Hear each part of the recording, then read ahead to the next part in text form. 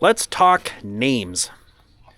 And I'm going to have to pull this up. All right, let's start with the bulls, because the bulls are pretty easy.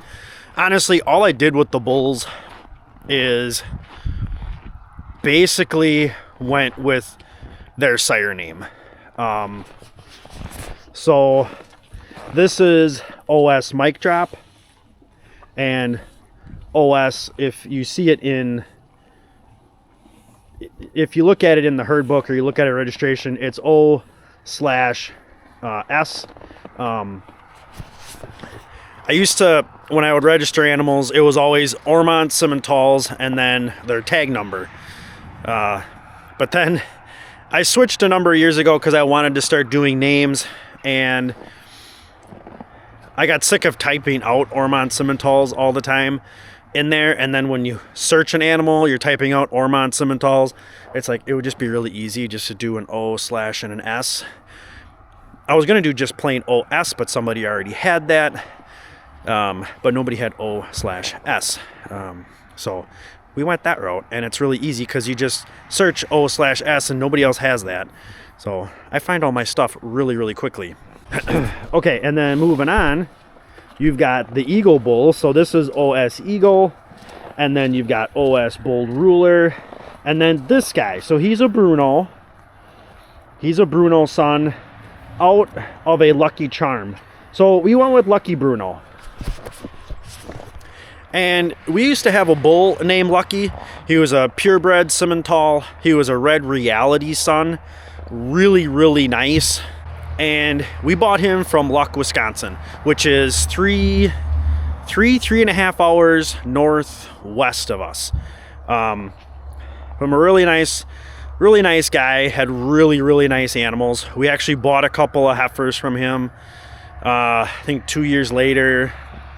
But for some reason, those Heifers didn't pan out at all. Well, one did, but unfortunately, we weren't able to ever keep any Heifers from him because she always had bulls. Since we got him from Luck, Wisconsin, we called him Luck, or Lucky, and we always said it was twofold. He is lucky being a bull, and he's from Luck, Wisconsin, so, you know, funny. All right, so let's move on down the line. And 10 just happens to be right here. So this year I went, everything has an M. All their names have M's. Some people go with an M, or some people go with a name family. Like they'll always, you know, something will always be a Helga or something, you know, but it would just be a different year letter.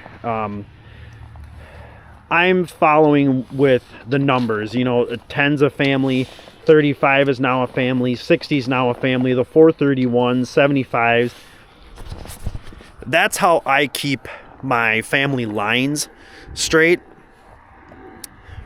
So that affords me to do names. So I'm doing names with the year letter. This year is M. So number 10, we went with Melody. So it's OS Melody, and then FM 10. 35. Let me just scroll down here. Where is she? Oh yeah, that's right. So this is Barb's daughter. We went with Marigold. And I've been calling her Cora May, and we registered as Cora May. I was ticked that her mom came open because her mom was pretty sweet. And I like some of the other like half sibs to her out of that Balboa bull. So I was kind of disappointed. That's why we kept the Cora and just went Cora May. Then we've got, and I'm going to do the two 431s at the same time. So you've got KM 431 and FM 431. And I kind of wanted similar names just because they're both 431s. KM 431 is Minnie. FM is Millie. So Minnie and Millie. Oh, yeah. And then 75.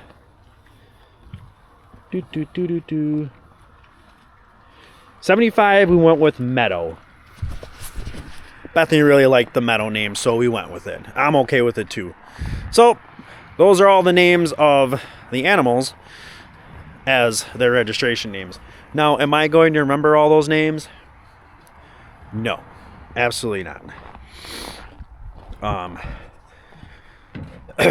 The letters and numbers are going to be still more of a quick recall for me, and I'll have to look up their names. Like I'll remember Cora May just because Cora and May, so that'll be easy. But yeah, other than that, probably not. But that's okay. And the reason I wanted to go with names, especially for the bulls and for the heifers, or start doing that, is if we started to sell bulls and things like that, I just wanted to put a name in there to kind of, when you advertise it, like when I say, oh, this is out of our Bruno bull, it just kind of spices it up instead of saying, oh, this is out of our, GJ, this is out of our GJ 910 bull. Ooh, so putting a like a registered name to him or to the heifers is kind of another way to try and advertise them, is like, hey, here's their name and not just their number. But oh well, and it's something else fun to do. But oh well, it is what it is. Now I have to get my DNA stuff registered, or not registered, but submitted. So I got to fill out the whole document and everything. All of those things are sitting taped in their little box in the refrigerator. So I had to submit all their stuff so they have an ASA number to go with the DNA sample. That's how that works.